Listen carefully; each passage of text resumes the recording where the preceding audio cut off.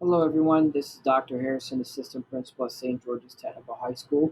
I want to give a presentation to parents of freshmen to talk a little bit more about our exploratory and reapplication process. Please keep in mind that your students receive the same information earlier on this school year. Right now, your child is in the Careers and Transition program. And what they're doing right now is they're on exploratory rotations. In fact, this week, the week of December 7th, they're doing their last rotation before they go through a second time. And your child can tell you exactly what they mean. So at this point, this is either their fifth or sixth career area that they've explored.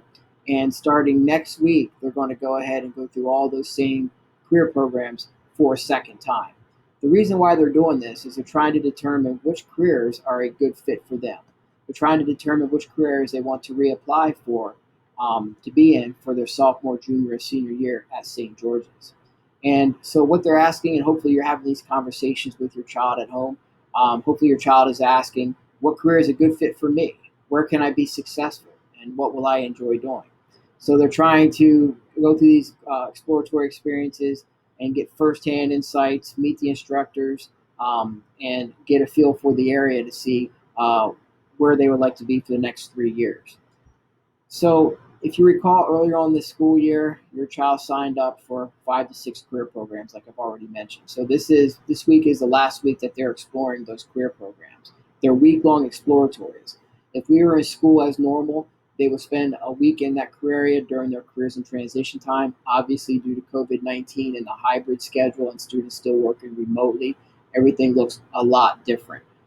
So I appreciate your patience in advance. So basically, this year's exploratory rotation process is set up so on the Monday, students that are hybrid are in the actual career areas that they're exploring.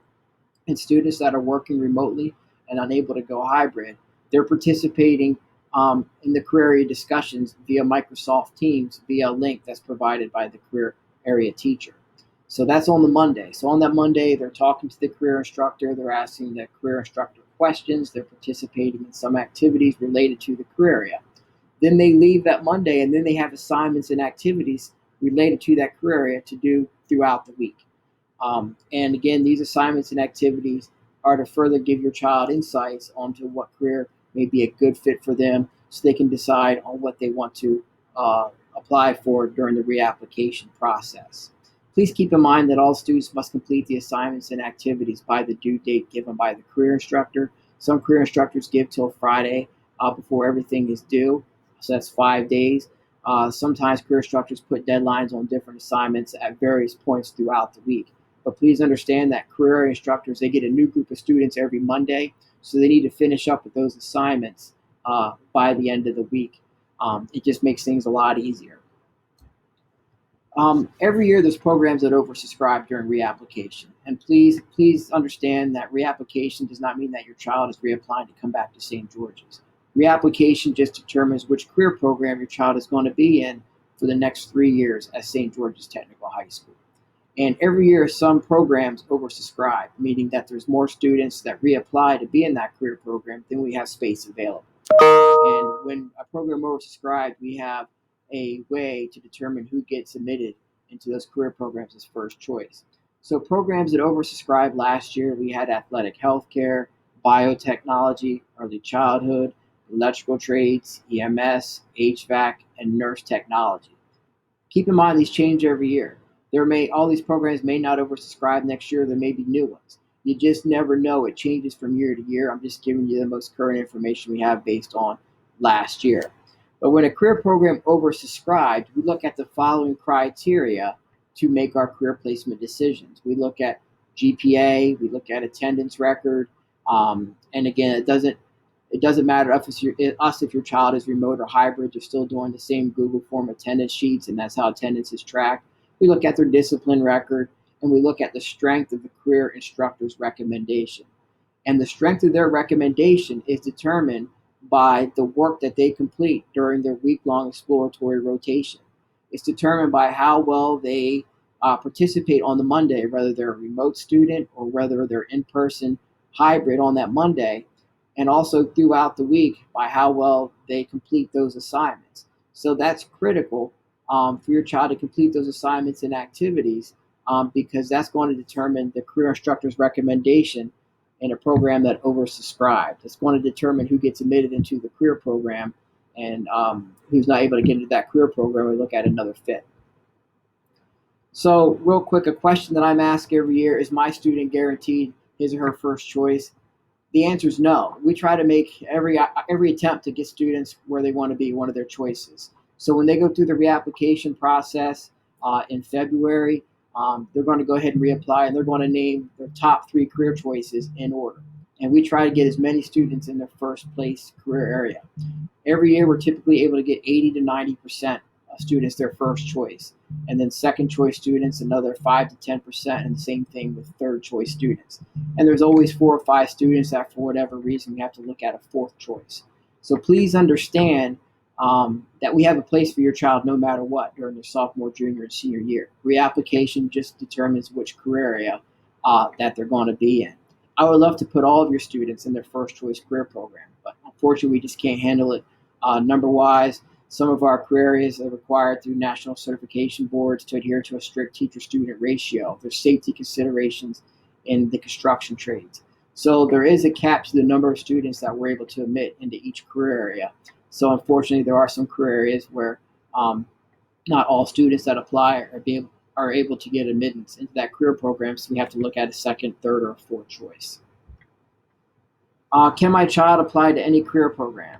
So the answer to that is yes. However, in an oversubscribed areas, preference is always given to students to explore the program on rotations. So what I do before they go through the actual reapplication process, I give a pre-reapplication survey. And I ask your child to let me know, as of today, what is your first, second, and third choice.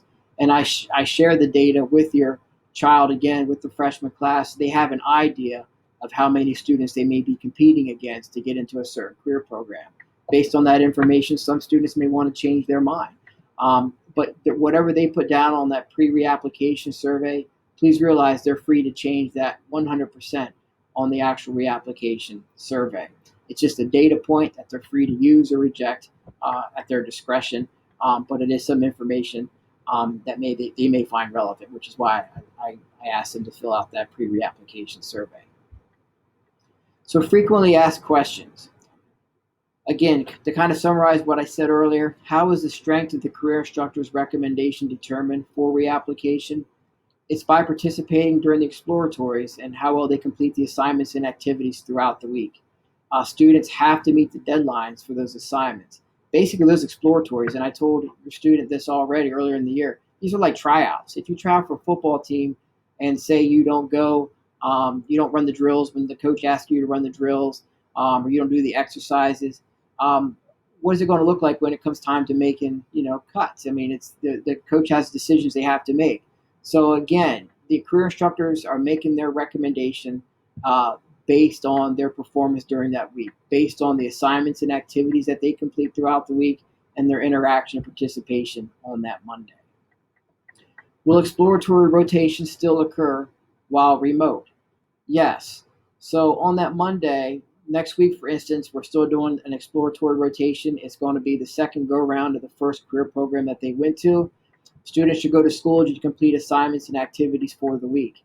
And your child is free to contact that career area teacher on any day of the week and ask for clarification, to get extra help. Excuse me. And also you as parents, you're free to contact your child's careers and transition instructor if you have any questions. So there's plenty of support throughout the week. And again, the careers and transition instructors are checking in with your child during class time to make sure they understand expectations and to get feedback on the exploratory rotation experience. When will my student know about his or her career selection? Students will be notified via email in March of 2021. It's about a month earlier than what we've done in the past. Our timeline has changed due to COVID and moving to the hybrid schedule.